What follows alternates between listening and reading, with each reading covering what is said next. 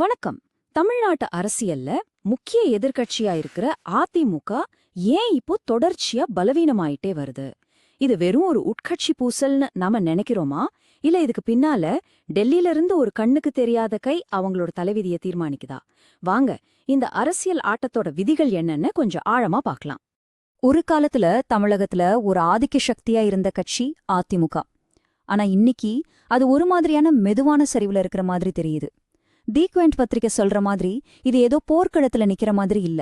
அதுக்கு பதிலா ஒரு காலத்துல அவ்வளோ வலிமையா இருந்த ஒரு இயக்கம் தனக்குத்தானே ரத்தம் சிந்தி அழிச்சிக்கிற ஒரு சோகமான காட்சி மாதிரி தான் இருக்கு.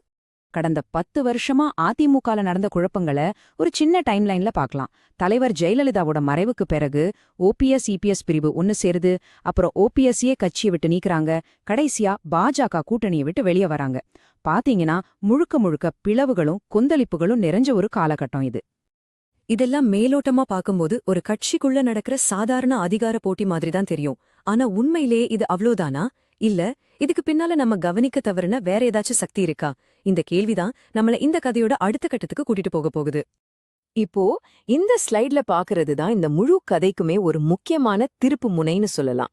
யோசிச்சு பாருங்க, 2018ல பன்னீர்செல்வமே ஒரு விஷயத்த ஒத்துக்கிட்டாரு.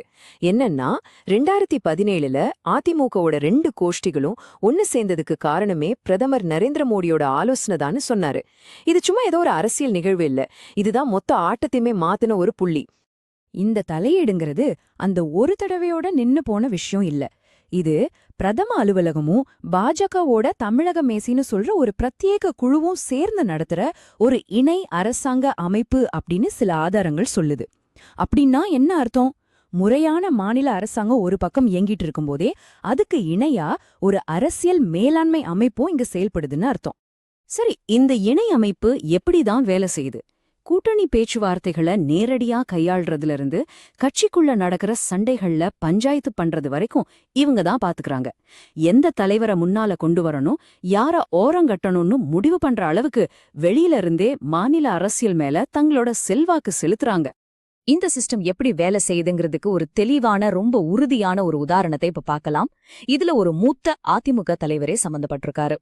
பாருங்க, அதிமுக தலைவர் செங்கோட்டையனை கட்சி பதவிகள்லேருந்து நீக்குனதும் அவர் நேரா டெல்லிக்கு போய் மத்திய பாஜக தலைவர்களான அமித்ஷாவையும் நிர்மலா சீதாராமனையும் சந்திக்கிறாரு.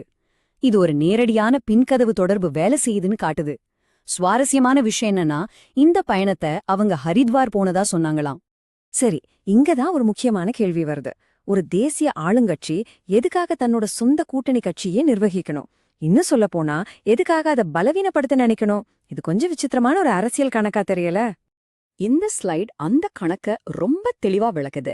ஒரு ஒன்றுபட்ட வலுவான அதிமுக தேர்தல்ல ஜெயிக்கிறதுக்கு நல்லதா இருக்கலாம். ஆனா ஒரு பிளவுபட்ட டெல்லிய சார்ந்திருக்கிற ஒரு கூட்டணி தான் நீண்ட காலத்துக்கு கட்டுப்பாட்டுல வச்சுக்கவும் பாஜக தமிழ்நாட்டுல வளரவும் வசதியா இருக்கும். அதாவது ஒரு ஸ்ட்ராங்கான கூட்டாளியை விட தங்களோட கண்ட்ரோல்ல இருக்கிற ஒரு கூட்டாளி தான் பெட்டர்னு கணக்கு போடுறாங்க. ஆக நாம பாக்குற இந்த கட்டுப்படுத்துற வியூகம் அதிமுகவோட மட்டும் முடிகிற விஷயம் இல்ல. உண்மையில இது இந்தியாவுல மத்திய அரசுக்கும் மாநில அரசுகளுக்கும் நடுவுல இருக்கிற ஒரு பெரிய அதிகார சமநிலையின்மையோட பிரதிபலிப்பு தான். இப்போ இந்த டேபிள கொஞ்சம் பாருங்க. இது ரொம்ப முக்கியமான சில விஷயங்களை சொல்லுது. நிதி பகிர்விலிருந்து சித்தாந்த ரீதியான மோதல் வரைக்கும் தமிழ்நாடு பல விதங்கள்ல மத்திய அரசு சார்ந்திருக்க வேண்டிய ஒரு சூழல்ல இருக்கு. ஒரு சின்ன உதாரணம் சொல்றேன். நாம வரி கட்டுற ஒவ்வொரு ரூபாய்க்கும் தமிழ்நாட்டுக்கு திரும்ப வர்றது வெறும் 29 பைசா தான்.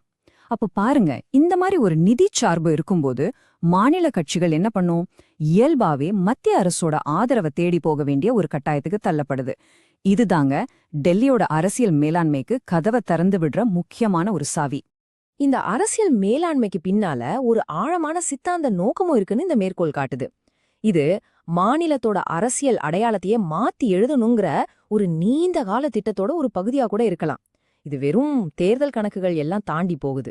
ஆக நாம பார்த்த வரைக்கும் ஒரு மாநில கட்சியோட உட்கட்சி பூசலுக்கு பின்னாடியில ஒரு தேசிய கட்சியோட வியூக கட்டுப்பாடும் ஒரு இணைய அரசாங்க அமைப்பும் இருக்கலாம்னு தெரிய வருது. அப்போ ஒரு மாநிலத்தோட முக்கிய எதிர்க்கட்சியோட முடிவுகளையே மத்திய அரசு தீர்மானிக்கும் போது உண்மையான அதிகாரம் யார் கையில இருக்கு? இந்த கேள்வி நம்ம கூட்டாட்சி தத்துவத்தையும் ஜனநாயகத்தோட எதிர்காலத்தையுமே ஒரு பெரிய கேள்விக்குறியாக்குது.